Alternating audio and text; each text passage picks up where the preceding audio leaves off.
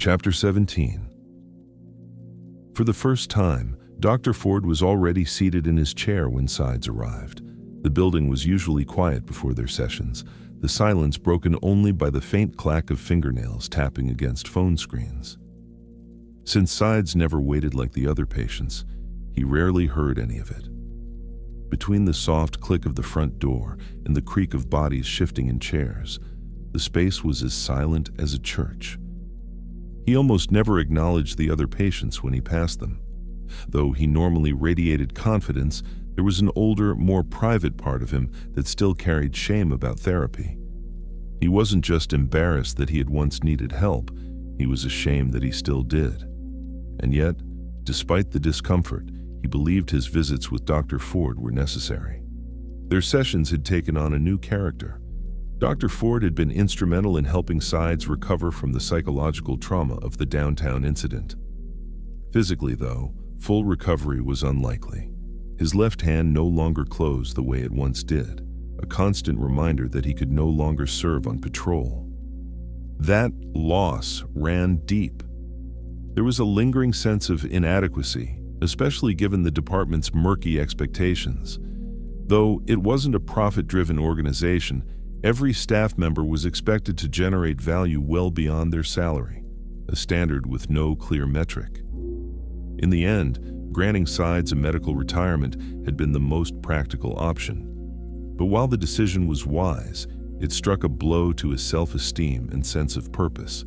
Over time, those feelings of inadequacy began to evaporate, thanks in large part to Dr. Ford's work. His approach centered on open-ended conversations that helped Sides trace the roots of his self-doubt and identify the kinds of situations that triggered it. As their sessions progressed, Dr. Ford pivoted the therapy toward recognizing those triggers in real time, how to avoid them, and how to manage them when Sides felt overwhelmed. He encouraged Sides to develop strategies for increasing his tolerance for stress. Dr. Ford's theory was simple.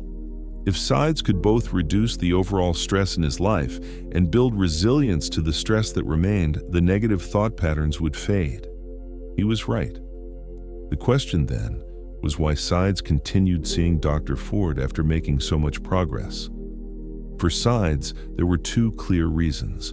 First, the sessions were free.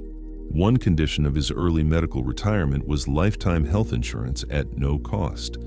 And since Dr. Ford's practice catered almost exclusively to law enforcement, Sides received care that would otherwise cost over $200 an hour.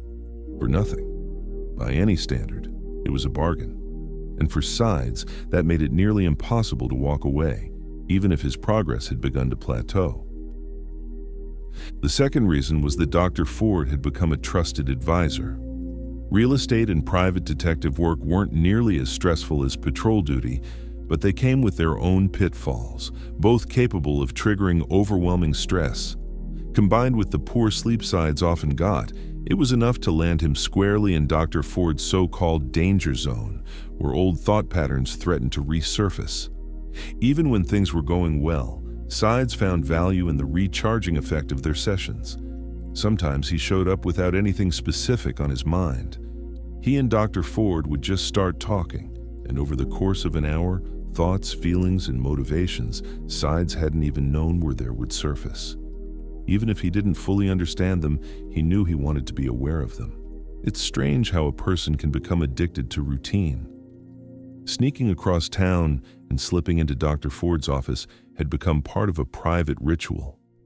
Any deviation, like having to wait in the lobby, could throw off the rhythm. Even something as simple as seeing Dr. Ford already in the room could disrupt the ceremony. That morning, Sides did a double take when he walked in and saw Dr. Ford seated, fiddling with a laptop cable. The sight made him pause, but the sound of the door opening drew Dr. Ford's attention. He turned, saw Sides standing in the doorway, and smiled. He set the laptop on a pile of books near his chair, the cable still dangling. Bracing himself against the armrest, he pushed himself up to greet him. "Hi, Richard, come on in. I've been trying to get this computer to charge for 3 days now," Dr. Ford said, ushering Sides toward the patient's chair. I've got some papers on there I need to review before next week, and I really don't want to track them down again. Everything's through a subscription now, and I'm not about to pay for access to the university library. I should get it for free. Alumni perks, right? Sides took his seat, deciding to sit more upright than usual. He had a surprising amount of energy that day. He watched as Dr. Ford continued to fuss with the laptop cable, adjusting it this way and that before finally giving up. Muttering a quiet curse, he set the laptop on top of a pile of books and began gathering his writing supplies.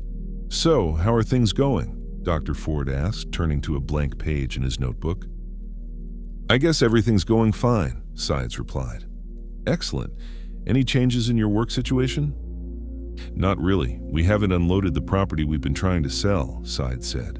"Haven't done any new maintenance or marketing on it either. It's listed, but there doesn't seem to be much interest. We may have to boost the listing, which means giving a larger cut to the agent."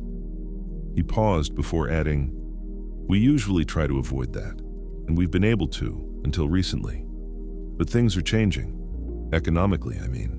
And we can't move forward with anything else unless we clear that property or take out a loan." Dr. Ford scribbled a few notes, then glanced up and looked at Sides over his glasses. "And the other?" Dr. Ford asked. He was referring, of course, to the Alfonso Silva case. Though Dr. Ford didn't know the details, he understood that Sides still dabbled in private investigative work, and he'd never been shy about linking that work directly to Sides' stress. Dr. Ford didn't know Eckhart personally, but he'd heard plenty about him. He also knew that diagnosing someone through second-hand accounts was unethical. Still, there was a gray area, one where a mental health professional could critique the behavior of someone unknown, especially in terms of how that behavior affected a patient. And Eckhart, in Dr. Ford's view, was a live wire, someone Sides was entangled with and likely would be for as long as they were in business together. What Dr. Ford wanted, deep down, was for Sides to either create distance or redefine the terms of their relationship. "Well, we've got work there too," Sides said, "but it isn't really moving forward the way we want it to." "I see," Dr. Ford replied, continuing with his notes. Then, after a pause, "Richard, have you ever walked away from a case before it was finished?" "Sure," Sides said. "Really?"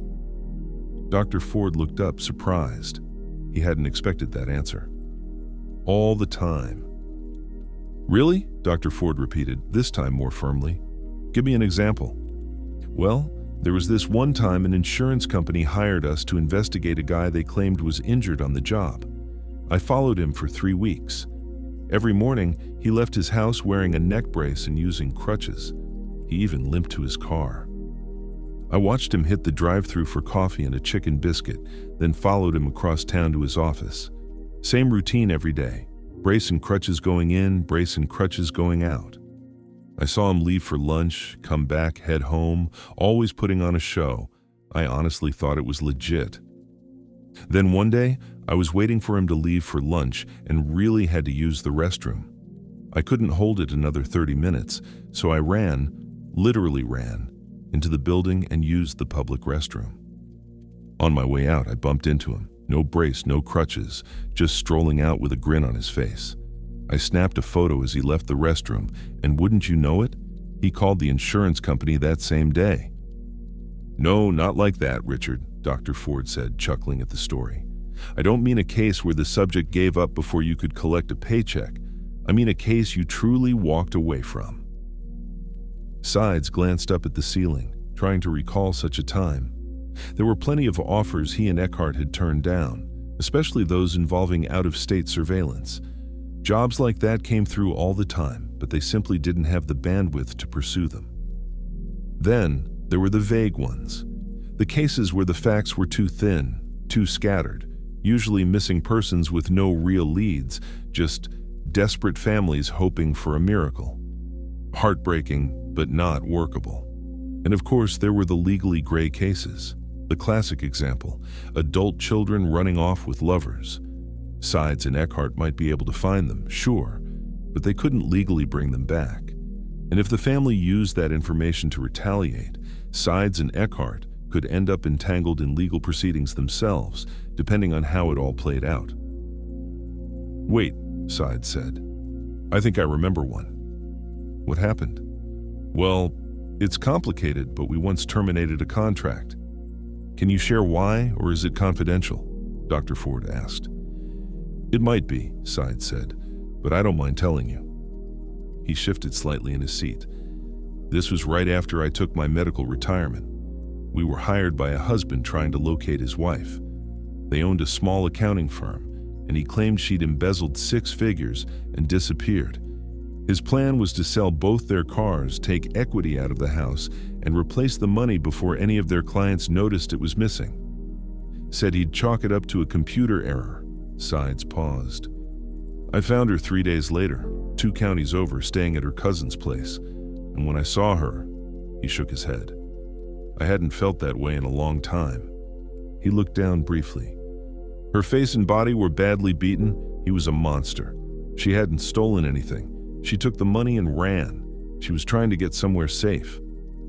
What happened to her? Dr. Ford asked, his voice quiet but insistent. Well, I came home and called the client, Sides said. Told him I couldn't find her, said she'd probably gone out of state. He was furious, but I didn't care. I terminated the contract. So, you walked away? Yes, I walked away.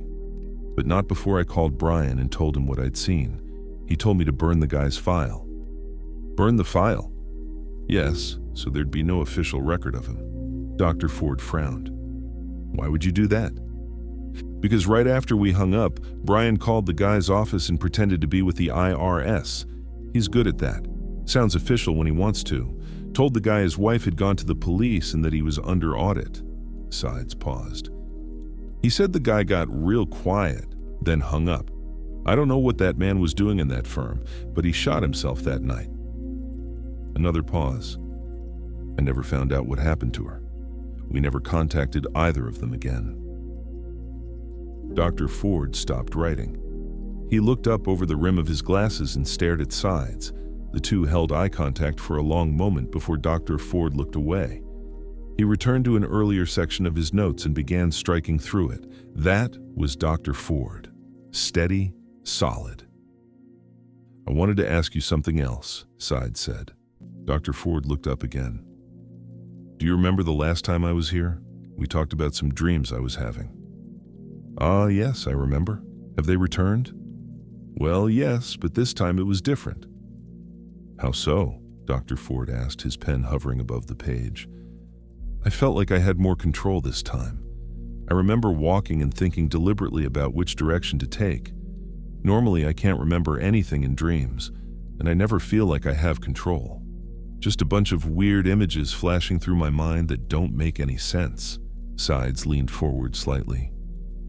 But this time, I felt like I was in total control, like I could go anywhere I wanted. Dr. Ford kept writing, then slowly looked up. He removed his glasses and folded them between his hands. Richard, tell me more about this control, Dr. Ford said. Did you have any abilities that would be impossible in the real world, like flying, for example? I didn't try that, Sides replied. What exactly were you able to do? Just walking and running. I tried both. I was able to do both. I see, Dr. Ford said, jotting down notes quickly. Could you change your pace at will? Yes, I remember walking, running, and then slowing back to a walk. I had full control. Interesting, Dr. Ford murmured, continuing to write. What were your surroundings like? Sides paused before answering. The ground was paved, black stones or bricks perfectly set. Not a single one was out of place. They were all identical. And there was this fog. Thick. Pink, I think. The sun was shining through it somehow, lighting everything below, but I couldn't tell where the light was coming from. You never saw the sun itself? No, Sides said. Just the light. Dr. Ford glanced up. What happened as you traveled through?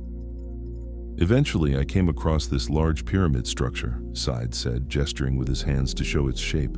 Only, instead of smooth sides, it had levels that cut inward.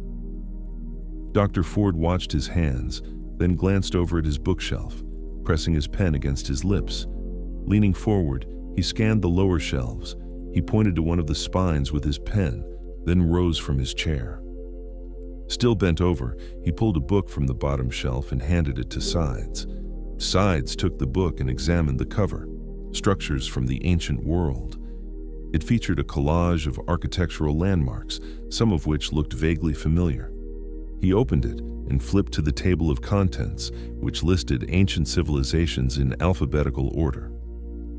Turning to the section on ancient Egypt, he found page after page of pyramid-like structures, some stepped, some smooth, but none quite matched the image in his mind. "Yeah," Sides said, closing that section. "I thought it was a pyramid, but apparently not." "Check the first section," Dr. Ford said. "The Aztecs had pyramids, the Mayans too." Sides flipped to the Aztec section. The structures looked closer, stepped and tiered, more like what he remembered, but still not quite right. He moved on to the Mayan section and studied the diagrams, closer again. But still, no match. He skimmed a few more pages at random, then closed the book and handed it back. Dr. Ford took it with one hand, resting it on his lap. He leaned back slightly and exhaled, looking up toward the ceiling. "Not Egyptian, not Mesoamerican," Dr. Ford muttered to himself. He let out a sigh and frowned slightly. Setting his pen on the armrest, he reopened the book. Sides watched as he flipped through the pages, muttering quietly under his breath. Somewhere near the middle, Dr. Ford began to slow.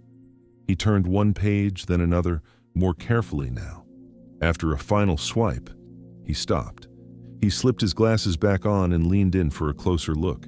Then he nodded once, grabbed the book by the top corner, and turned it toward Sides. "Maybe this?" Sides reached out and took the book. The moment his eyes landed on the page, his stomach sank. There, beneath the chapter on the Sumerians, was the closest match he'd seen to the structure from the void. His heart nearly stopped. The book slipped slightly in his hand and he had to catch it before it fell. He brought it to his chest, cradling it with both hands. His mouth was dry. This was it. The structure. The caption beneath the photograph read, "Ziggurat." "Zig," Sides said aloud. "Ziggurat," Dr. Ford replied. "It's called a ziggurat." "Ziggurat," Sides repeated. "That's right. You saw a ziggurat in your dream." Dr. Ford extended his hand, silently requesting the book. Sides returned it, still open to the page. Turning it around, Dr. Ford studied the image. The structure was massive, almost identical to what Sides had seen, save for a few small differences. In the photo, it stood in a desert, its brownish-orange walls blending into the sand. The top looked weathered and crumbling. But the one in the void had been different. It hadn't stood in a desert. It was surrounded by darkness. Its bricks were the same flawless black stone as the ground beneath it, and the top hadn't crumbled. It was pristine. Perfect. "So it's not a pyramid?" "No," Dr. Ford said. "Not a pyramid. Wrong culture. They had very different purposes, too." "What do you mean?" Sides asked. "Well," Dr. Ford began, "the pyramids in Egypt were tombs, final resting places for pharaohs. I'm sure there were rituals when the bodies were first interred, but they weren't used like temples or churches. They were meant for the dead." He tapped the book lightly. "Ziggurats were the opposite. Maybe people were buried near them, I'm not sure. But what I do know is they were centers of ritual, active places. You see, Richard, that region of Mesopotamia flooded often. The priests would ascend the staircase to the top of the ziggurat to draw closer to the gods. It was symbolic. While the flood swept everything else away, the priests, elevated above the chaos, were spared. He smiled at the thought. "So they were ritual places?" Sides asked. "Exactly. It's been a while since I've studied this, but from what I remember, the rivers there, like the Tigris and Euphrates, flooded unpredictably. People could lose everything. To a Bronze Age mind, that kind of destruction would seem like divine punishment, proof that the gods were temperamental or indifferent. But maybe, just maybe, the priests could reach them, could negotiate in a way. It's not entirely clear." "Communicate?" Sides repeated, confused. "Well, not literally. Dr. Ford said, turning the book around. He pointed to the photo of the Ziggurat, tracing its staircase with his index finger. The priests would climb this staircase here, ritually, symbolically, to speak with the gods at the top. One of the civilizations that later inhabited the region even had a creation myth that referenced the summit. Really? Absolutely, Dr. Ford said. It's called the Enuma Elish. I'm sorry, I don't have a copy here. The name translates to when on high. When on high, Sides echoed. Yes, that's the first line of the Babylonian creation myth. They used it as the title. The Babylonian creation myth? So, what does it say?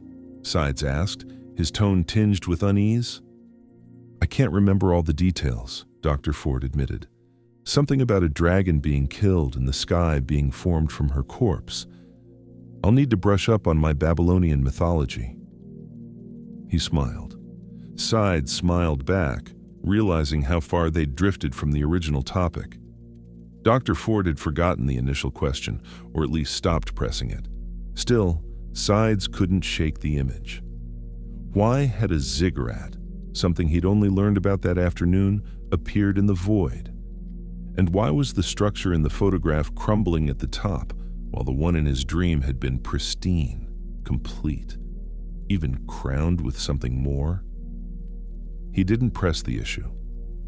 They spent the rest of the session discussing stress and its impact on his ability to relax. Sides led the conversation in circles, buying time, running out the clock. But in the back of his mind, he had already made a decision. He would research the ziggurat himself. And when he had enough answers, when he was ready, he would return to the void. This time, he would climb the staircase, and if he was lucky, he would open the doors of the structure that waited at the top.